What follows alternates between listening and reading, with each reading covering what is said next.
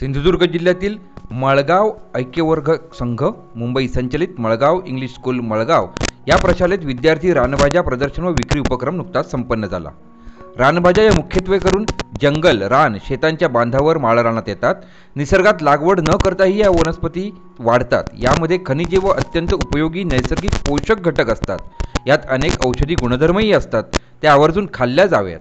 रानभाजी संदर्भात अशी माहिती विद्यार्थ्यांना व्हावी यासाठी प्रशालेच्या सहशिक्षिका सौ प्रज्ञा मातोंडकर यांच्या संकल्पनेतून मळगाव ऐक्यवर्धक संघ, मुंबई संचलित मळगाव इंग्लिश स्कूल मळगाव या प्रशालेत विद्यार्थी रानभाज्या प्रदर्शन व विक्री हा उपक्रम राबवण्यात आला। या प्रदर्शनाचे उद्घाटन शाळा समिती चेअरमन श्री मनोहर राऊळ यांच्या हस्ते करण्यात आले। सध्याच्या फास्ट फूड जगात मुलांच्या आरोग्याकडे दुर्लक्ष होतंय।